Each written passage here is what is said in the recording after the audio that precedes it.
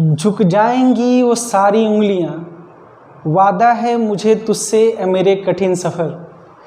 झुक जाएंगी वो सारी उंगलियां, वादा है मुझे तुझसे ए मेरे कठिन सफ़र, कि मेरा मेहनत ही एक दिन ऐसा रंग लाएगा। आप सिर्फ एक चीज़ पे भरोसा रखिए, आप अपने पे और अपने संघर्ष पे, अपने मेहनत पे। अभी के जो भी हालात है आपके, अभी जो करना चाहते हैं या जो भी पाना का चाहते हैं, वो सारे जो सवाल है ना समाज के और आपके मन के, वो सभी खत्म हो जाएंगे। सिर्फ एक चीज़ करना होगा आपको, मेहनत। चलिए अब हम लोग ट्रांसलेशन के दूसरे सीरीज, आज पहले से ट्रांसलेशन सीरीज आपका चल रहा है, जिसमें चैप्टर फर्स्ट है सिंपल सेंटेंस। इसमें आपको मैं हिंदी से इंग्लिश का ट्रांसलेशन सिखा रहा हूँ। ये जो था इसका पहला वीडियो मैंने आपको दे दिया है, ये सेकंड वीडियो है। इसमें आपको रहा सहा जो भी कसर है ना, वो सब खत्म हो जाएगा। चलिए ट्रांसलेशन की ओर चलते हैं। चलिए देखते हैं। गीता का मूल सार कर्म पर आधारित है। जो भगवत गीता है ना, उसका मूल सार यही कहता है कि आप कर्म करें। उसी पर मैंने ट्रांसलेशन दिया है कि गीता का मूल सार कर्म पर आधारित है। आप चाहे तो इसको बना सकते हैं। प्यार का रिश्ता दर्द और सुख दोनों का होता है। ठीक है, दोनों का ट्रांसलेशन करते हैं। जो नए हैं, जो पहली बार देख रहे हैं, या जिसको पिछला ट्रांसलेशन में थोड़ा सा हल्का दिक्कत हुआ, ज़्यादा तो नहीं, उन सभी के लिए मैं समझाने के लिए। देखिए सबसे पहले क्या है, आपको मैंने जो रूल्स बताए थे उसमें सबसे पहले आपको पकड़ना था वर्ब, फिर वर्ब के सहारे कौन या क्या पूछकर सब्जेक्ट, फिर आपको पूछना था सब्जेक्ट पता करने के बाद सब्जेक्ट और वर्ब के बीच के सारे शब्द ऑब्जेक्ट होंगे। ये तीसरा रूल था। चौथा था कि आप प्रीपोजिशन को छांटिए, यानी कारक चिन्ह को छांटिए। कारक चिन्ह मतलब कर्ता ने कर्म को करण से संप्रदान, ये सब सुने होंगे। सो काके की में पेपर, बेसिकली ये है। उसके बाद आप नंबर दीजिए, स्टार्ट करिए सब्जेक्ट से और अंत करिए ऑब्जेक्ट पे, बस। और उसके बाद ट्रांसलेशन आपका बन जाएगा। देखिए शुरुआत करते हैं। होता है, वर्ब क्या है, होना, होता है। अब इससे पूछिए होता है का इज या आर होगा। आपको पूछना है कौन या क्या। गीता का मूल सार कर्म पर आधारित है। कौन आधारित है? तो गीता का मूल सार कर्म पर आधारित है। आधारित कौन है? तो गीता का मूल सार। ये हो गया मेरा सब्जेक्ट। क्या हो गया? सब्जेक्ट। अब सब्जेक्ट के पीछे जितने भी वर्ड होंगे वो सब्जेक्ट के पार्ट होंगे। सभी क्या होंगे? सब्जेक्ट के पार्ट होंगे। और ये मेरा वर्ब हो गया। आपको बताया है कि सब्जेक्ट और वर्ब के बीच के सारे शब्द क्या कहलाएंगे? ऑब्जेक्ट। यानी यहाँ से यहाँ तक जितने भी शब्द है ये सभी मेरा ऑब्जेक्ट है, और यहाँ से लेकर यहाँ तक जितने भी शब्द है वो सब मेरा क्या है? सब्जेक्ट है। आपको मिल गया, सब्जेक्ट मिल गया, ऑब्जेक्ट मिल गया, वर्ब हो गया। स्ट्रक्चर बस इतना ही होता है कि स्ट्रक्चर होता है आपको पहले से पता है कि सब्जेक्ट लिखिए, फिर वर्ब लिखिए, फिर ऑब्जेक्ट लिखिए। ये इंग्लिश का बेसिक स्ट्रक्चर है। तो सबसे पहले सब्जेक्ट लिख देंगे, फिर वर्ब लिखेंगे, बीच में जो बच जाएगा वो ऑब्जेक्ट। तो सब्जेक्ट कैसे लिखेंगे? सबसे पहले लिखेंगे कि सब्जेक्ट में लिखने से पहले हमको कारक चिन्ह छांट लेना है। कारक चिन्ह कौन होगा? एक होगा का, दूसरा कहाँ है? पर। पूरे मिल गया। अब कारक चिन्ह को मैंने आपको पहले भी बताया, बेसिकली कारक चिन्ह दो शब्दों के बीच में बांटने का काम करता है।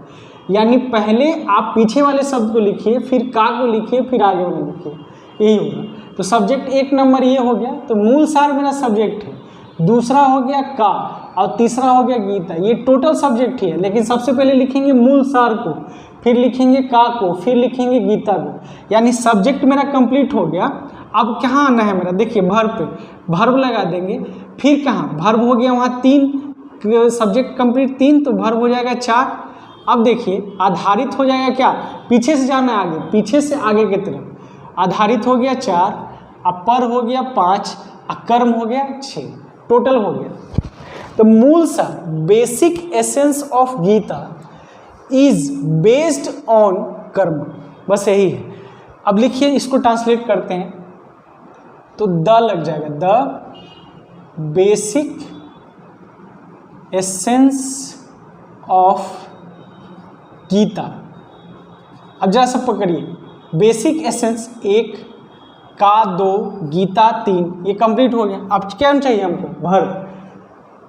इज इज आधारित का बेस्ड, बेस्ड पर का, ऑन, कर्म का, कर्म। तो basic essence of Gita is based on karma. Translation हो गया। देखिए आसान है, ज़्यादा भारी नहीं है।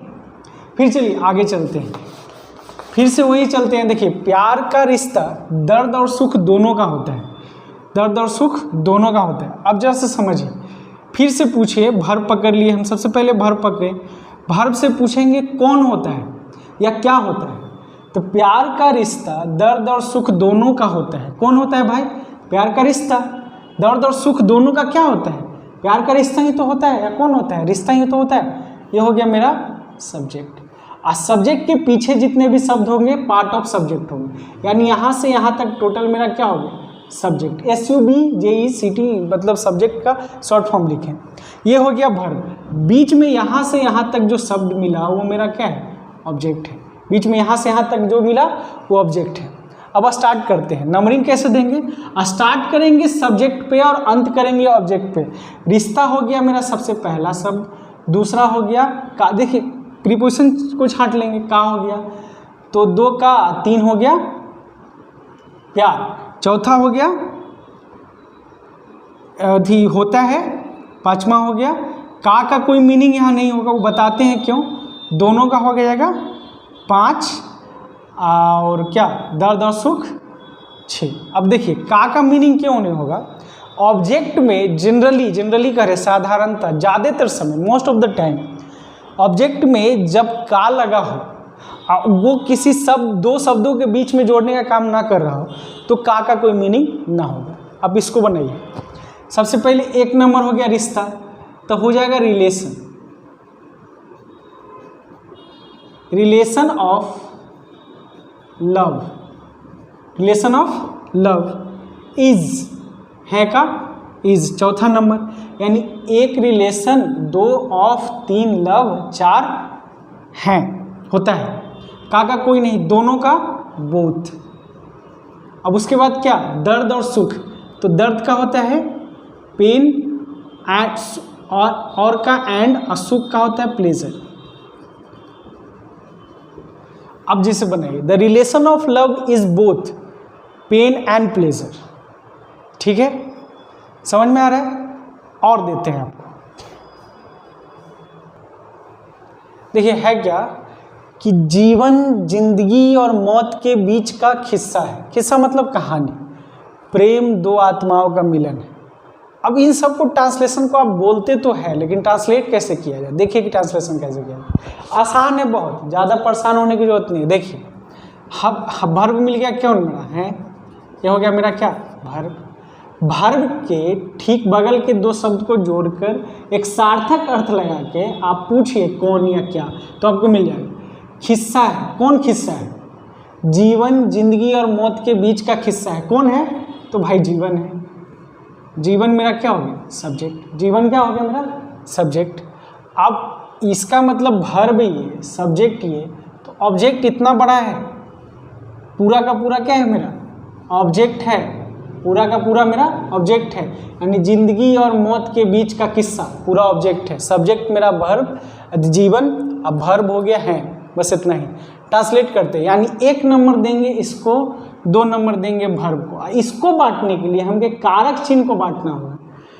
के बीच का क्या होगा? बिटवीन। के बीच का बिटवीन। अब बनाना चाहे तो आप बना सकते हो।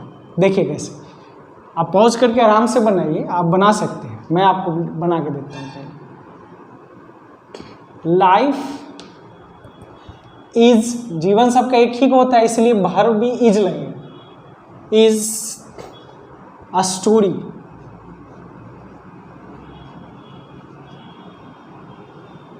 अ स्टोरी बिटवीन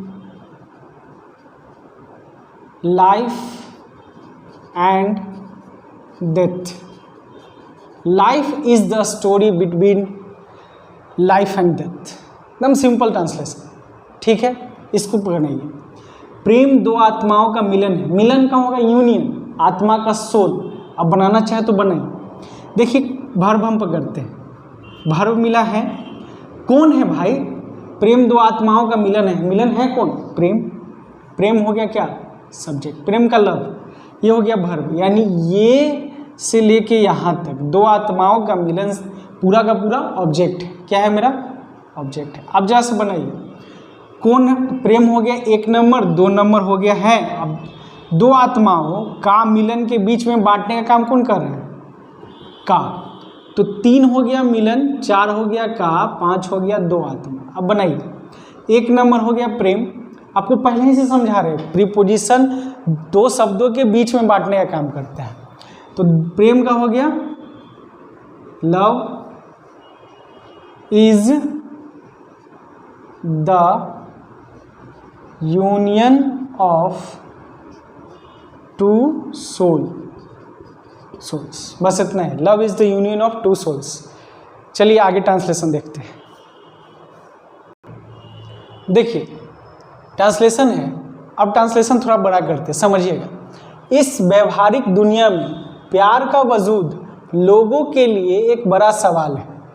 ठीक है, ट्रांसलेशन बना है। देखिए कैसे बनाते हैं, आप भी बना सकते हैं। देखिए साथ साथ बनाइए। ये है मेरा भर्व, भर्व मिल गया। भर्व मिलते ही आप पूछिए इस कौन और क्या पूछना है, आपको सब्जेक्ट पता चल जाएगा। इस व्यवहारिक दुनिया में प्यार का वजूद लोगों के लिए एक बड़ा सवाल है। तो बड़ा सवाल कौन है? भर्व के ठीक बगल में एक शब्द को जोड़ ले, एक दो शब्द जो सार्थक अर्थ निकाले, उससे कौन और क्या पूछेगा, सब्जेक्ट मिल जाएगा।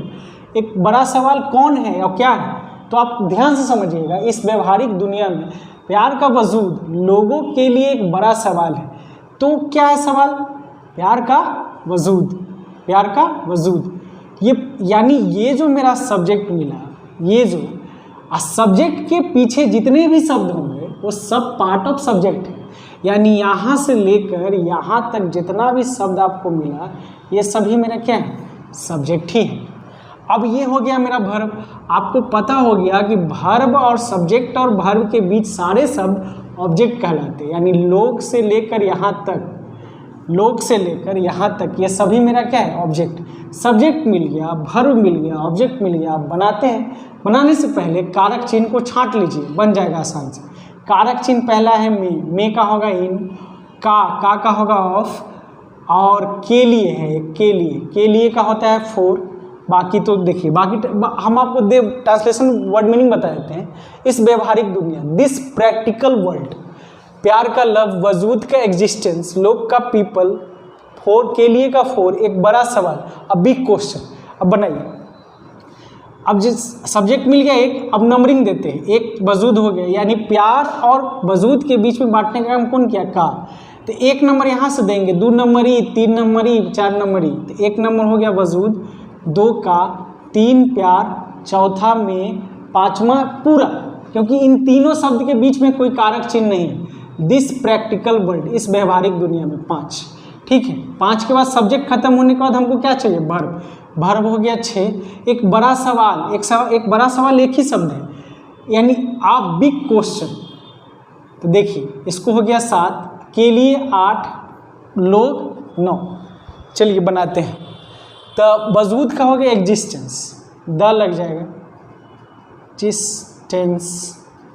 एग्जिस्टेंस ऑफ, का ऑफ, प्यार का लव, में का इन, इस व्यवहारिक दुनिया, दिस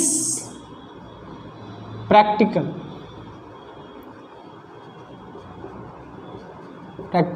दुनिया का world, the existence of love in this practical world. ये सब्जेक्ट खत्म हो गया। अब क्या होना चाहिए मेरा? भर्व, इज, क्योंकि सब्जेक्ट मेरा एग्जिस्टेंस है इसलिए इज, भर्व सिंगुलर है इसलिए सब्जेक्ट सिंगुलर है इसलिए भर्व सिंगुलर। अब क्या है? एक बड़ा सवाल। एक बड़ा सवाल के लिए क्या लिखिएगा? एक बड़ा सवाल के लिए अ बिग क्वेश्चन, के लिए का फॉर, लोग का द पीपल। देखिए, the existence of love in this practical world is a big question for the people. The existence of love in this practical world is the big question for the people. ऐसे बोलिएगा translation लगातार तो वो सीख जाइएगा आसानी से। चलिए अगला ट्रांसलेशन देखते हैं। देखिए, बिहार में युवाओं का भविष्य रोजगार की दृष्टि से खतरे में। अब कैसे बनाए हुए इसको, सबसे पहले आपको बताया ही है, वर्ब देख लीजिए। आपको ये ट्रांसलेशन इतने ज़्यादा क्यों इतना ज़्यादा है, इसको ठीक से डिटेल में समझाएं ताकि आपको दिक्कत ना हो। ये हिंदी से इंग्लिश है और इंग्लिश से हिंदी इसके नेक्स्ट वीडियो में आएगा, ध्यान से देखिए। वर्ब मिला, वर्ब मिला। अब वर्ब में एक शब्द को आगे वाले वर्ब के ठीक आगे वाले शब्द को जोड़कर प्रश्न पूछना है, कौन और क्या। बिहार में युवाओं का भविष्य रोजगार की दृष्टि से खतरे में। खतरे में क्या है, तो सीधा सीधा क्या है भाई, तो सीधा सीधा पता चलता है भविष्य है कि नहीं, भविष्य तो है। भविष्य मिला, भविष्य मेरा क्या है, सब्जेक्ट। भविष्य क्या है, सब्जेक्ट, ठीक है। उसके बाद मिलता है मेरा सब्जेक्ट के पीछे जितने भी शब्द है वो सब का है सब्जेक्ट का पार्ट, वो सब क्या है भाई, सब्जेक्ट का पार्ट। और ये जो हो गया, ठीक है ना, सब्जेक्ट और वर्ब के बीच, सब्जेक्ट और वर्ब के बीच बचे हुए सारे शब्द ऑब्जेक्ट होंगे। अब देखिए इसमें प्रीपोजिशन खोजना है तो प्रीपोजिशन समझना है। प्रीपोजिशन हो गया पहला में, बोलिएगा पहला में, दूसरा का, तीसरा की दृष्टि से, की दृष्टि से, की दृष्टि से, इसका होता है in the view of, in the view of. अभी प्रीपोजिशन जानना है आपको, फिर मे का इन, ठीक है। अब देखिए कैसे बनाते हैं इसको। बिहार में युवाओं का भविष्य रोजगार की दृष्टि से खतरे में, खतरे में है भविष्य। अब भविष्य का फ्यूचर, तो the future, future of the youth of Bihar. तो 1 नंबर फ्यूचर, 2 नंबर ऑफ का यूथ का, 3 का 4 5 का बिहार। तो आपको नंबरिंग देना था, सॉरी नंबर, 1 नंबर भविष्य, 2 नंबर का, 3 नंबर युवा, 4 नंबर में, 5 नंबर बिहार। छठा हो जाएगा वर्ब, 7वां हो जाएगा में, 8वां हो जाएगा खतरा, 9वां हो गया के दृष्टि से, और 10वां होगा रोजगार। तो यहाँ तक 5 हो गया। छठा हो गया मेरा इज, तो फ्यूचर है ना, भविष्य इज। सभी का एक ही भविष्य होता है, भविष्य ऐसे भी अनकाउंटेबल नाउन है, इसीलिए उसको सिमिलर है, इज लिखा दिया। अब मे का इन, और खतरे का डेंजर, डेंजर के दृष्टि का, के दृष्टिकोण से या के दृष्टि से, in the view of, in the view of. रोजगार का एम्प्लॉयमेंट,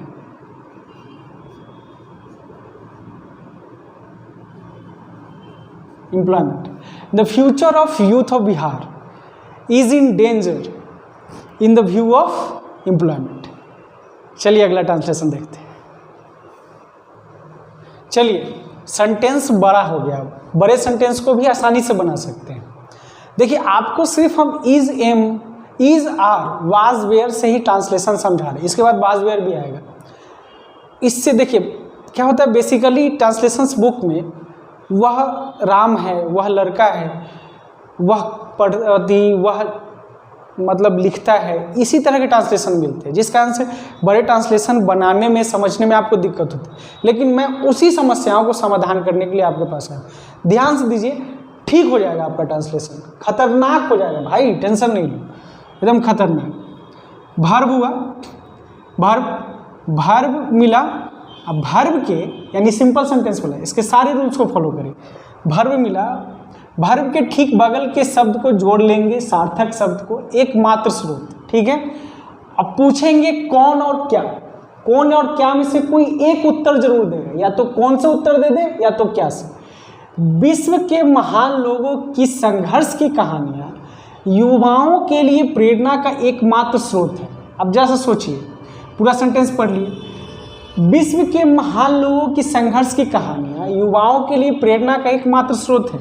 आज आपको इंस्पायर कौन करेगा, महान लोगों की कहानियां पढ़िए, जिसने अपने जीवन को पूरा संघर्ष से जूझकर अपना पहचान दुनिया के सामने रखा, वही तो है आपके लिए प्रेरणा का एकमात्र स्रोत। किसी मोटिवेशनल स्पीकर भी आपको यही समझाता है, कोई मोटिवेशनल स्पीकर आपको उन्हीं का उदाहरण देकर आपको समझाता है। देखिए, विश्व के महान लोगों की संघर्ष की कहानियां युवाओं के लिए प्रेरणा का स्रोत है। तो एकमात्र स्रोत कौन है, विश्व के महान लोगों की संघर्ष की कहानियाँ, संघर्ष की कहानियाँ, कहानियाँ मेरा क्या है? सब्जेक्ट। कहानियाँ मेरा सब्जेक्ट, आप खुद भी बना सकते हैं। ये सब्जेक्ट हुआ और ये वर्ब हुआ, यानी युवाओं से लेकर स्रोत तक मेरा क्या है? पूरा का पूरा ऑब्जेक्ट, पूरा का पूरा मेरा ऑब्जेक्ट। ठीक है, यहाँ से यहाँ तक, यानी ये जो सब्जेक्ट हुआ, सब्जेक्ट के पीछे सभी सब्जेक्ट का पार्ट, यानी जब तक हम सब्जेक्ट कंप्लीट नहीं करेंगे तब तक हम वर्ब पे नहीं आएंगे। सब्जेक्ट कंप्लीट होगा तब वर्ब पे लिखेंगे, फिर जाके ऑब्जेक्ट पे आएंगे। अब सब्जेक्ट कंप्लीट करने के लिए यानी वाक्यों को सजाने के लिए हमको प्रीपोजिशन चाहिए। प्रीपोजिशन सजाना देख लीजिए प्रीपोजिशन कौन कौन है। पहला शुरू से चलिए, पहला है के, दूसरा है की, तीसरा है का, फिर की है, फिर है के लिए का फोर, फिर का पसोल। ठीक है, यानी कहानी और संघर्ष के बीच में बांटने का काम कौन किया? की। और संघर्ष और लोग के बीच में, महान लोगों के बीच बांटने का काम कौन किया? फिर की। अब विश्व और महान लोगों के बीच में बांटने का काम कौन किया? के। यानी हम इंग्लिश में उल्टा नंबर देते हैं, पीछे से आगे जाते हैं।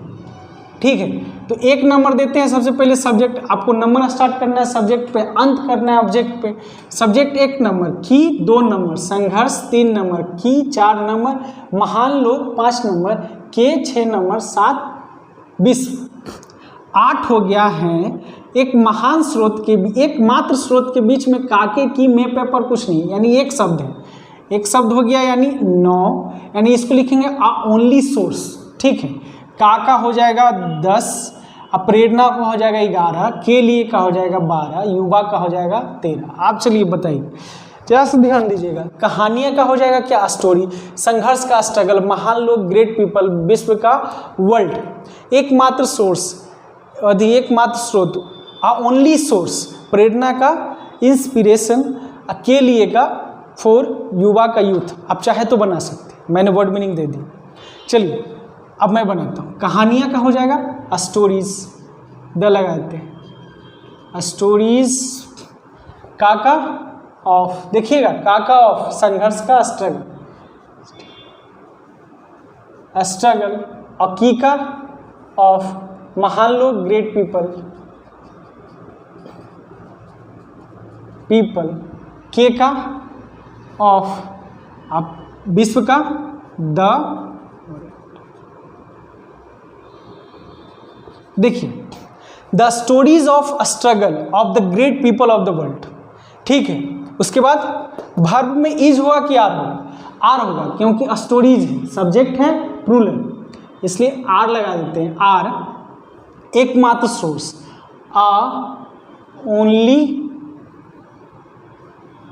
Only source, source. काका ऑफ, प्रेरणा का,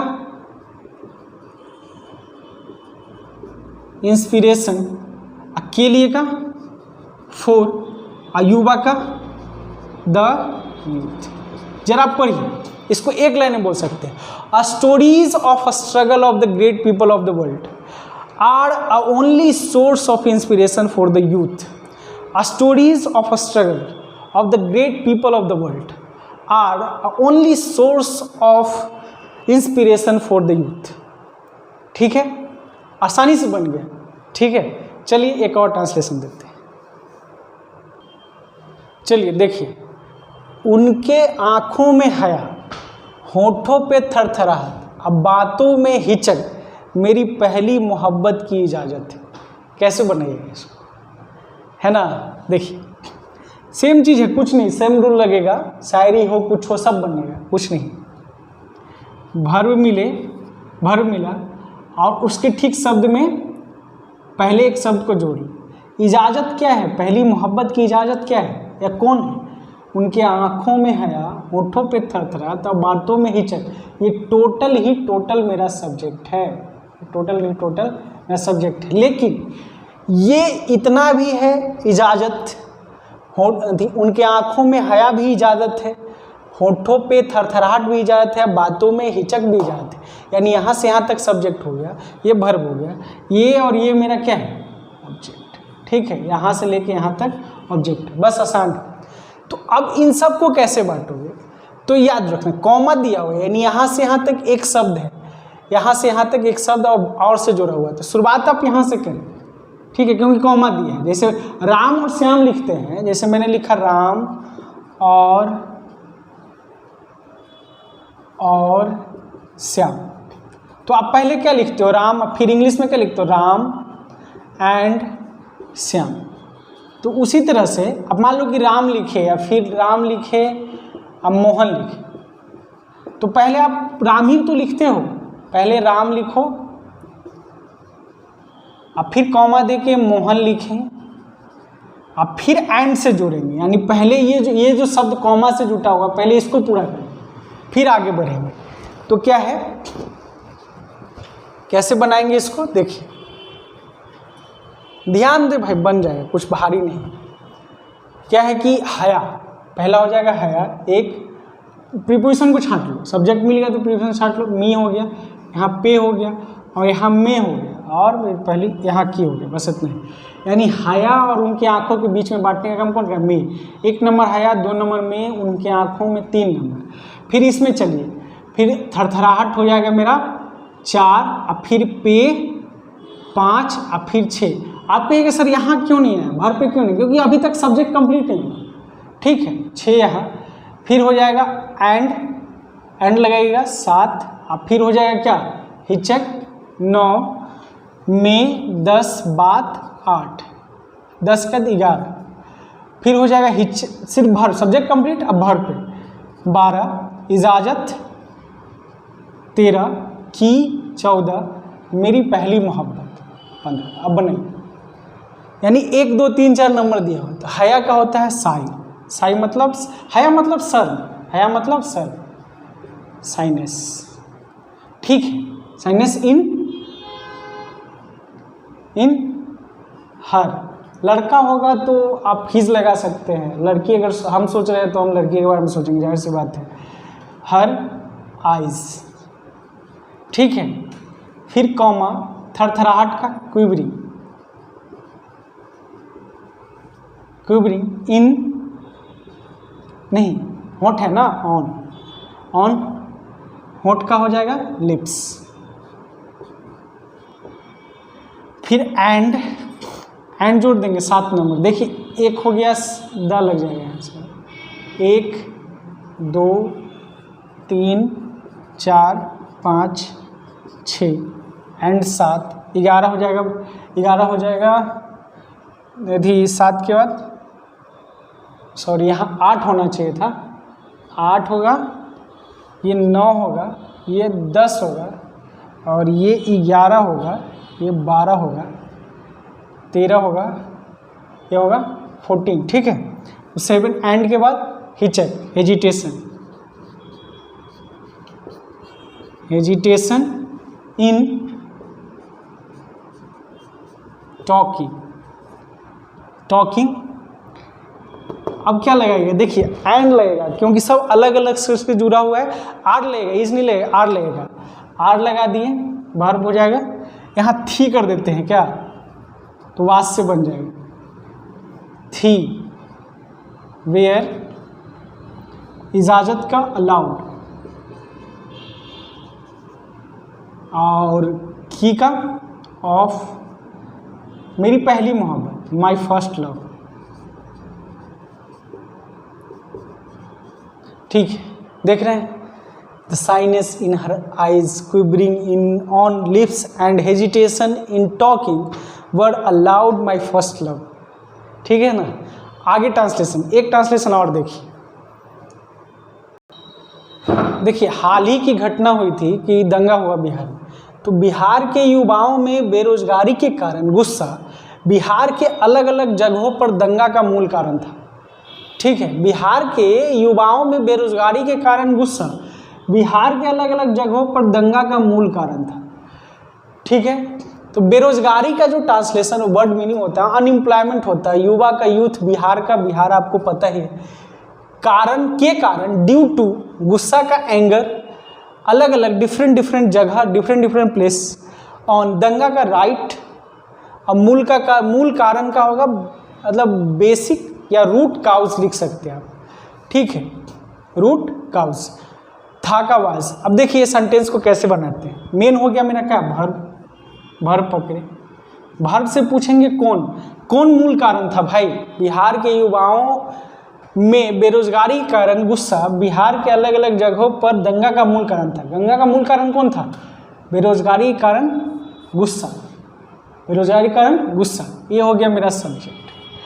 यहाँ से लेकर था के पहले कारण तक ये सभी मेरे क्या हैं, ऑब्जेक्ट हैं, ठीक है। और ये शब्द, इस शब्द के पीछे जितने भी शब्द हैं वो सभी मेरे सब्जेक्ट हैं, याद रखिएगा सब्जेक्ट है। तो बांटने का काम फिर प्रीपोजिशन छांटिए, पता चल जाएगा। पहला है कि, दूसरा है में, दूसरा अगला बताइएगा के कारण, ठीक है, बिहार के, ठीक है, अपर, ठीक है, का, चलो अब बहुत अच्छा, आगे चलते हैं।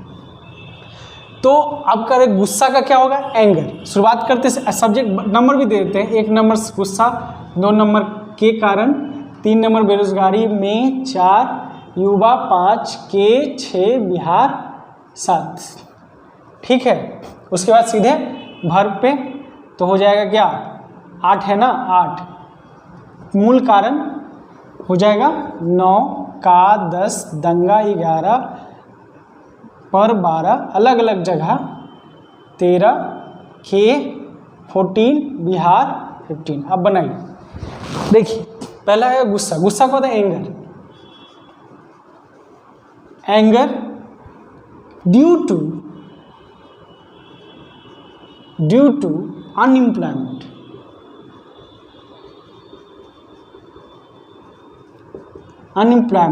in youth of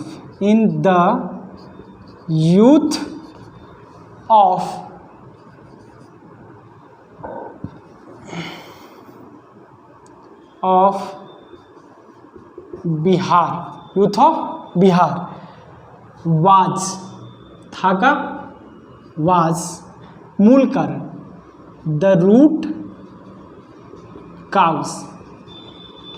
cause of, दंगा का, राइट्स ऑन, पर का ऑन, अलग अलग जगह,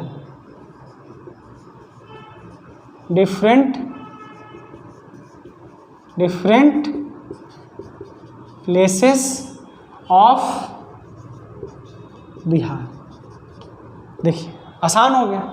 बड़े से बड़े ट्रांसलेशन आप आसानी से तुरंत बना लीजिएगा, कोई ज़्यादा परेशानी नहीं होना है। मैंने बड़े छोटे से लेकर बड़े ट्रांसलेशन तक का डील किया है और हर तरह के ट्रांसलेशन बताए। आप क्या करिए, सबसे बड़ी बात है कि आप ट्रांसलेशन खुद से लिखिए, आप बनाइए। गलती होगा, जाहिर सी बात है, कोई बड़ी बात नहीं है। गलती होना सफलता का बहुत छोटा सा निशानी है। किसी भी चीज़ में आप ट्रांसलेशन बनाना शुरू किया, उसमें अगर आप अच्छे बनाने लगे, सीख गए, तो वही आपकी सफलता है। सफलता जो होती है छोटे छोटे चीज़ों से मिलती है, बड़ी चीज़ों से नहीं। तुरंत सोचेगा कि IAS बन जाएगा तो वो बकैती है, नहीं समझा, नौटंकी है, वो सब कुछ नहीं। छोटे छोटे सीढ़ियों को पकड़िए, जब बेहतर हो जाए तो आप अपने आप बेहतर हो जाओ। अब बेहतर होने के लिए कोई सबूत नहीं चाहिए, दुनिया और खुद आप बता दीजिएगा कि हाँ अब हम ठीक हैं, ठीक है। देखिए तो क्या हो गया, anger due to unemployment in the youth of Bihar was the root cause of riots on the different places of Bihar. कितना आसान है ये। इस तरह की भाषाएं जो मैंने आपको पढ़ाया, ये पेपर्स वगैरह मिलती हैं। आपको वादा करता हूँ मैं कि पेपर का हिंदी से इंग्लिश, पिछले क्लास में मैं कहा था कि पूरे हिंदी पेपर का इंग्लिश ट्रांसलेशन करके मैं दिखाऊंगा और इंग्लिश पेपर का हिंदी ट्रांसलेशन करके दिखाऊंगा।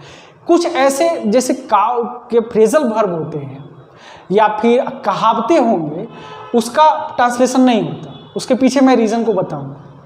आज के लिए बस इतना ही। अच्छा लगेगा होगा आपको, ठीक है, अगले क्लास में मिलते हैं। Thank you.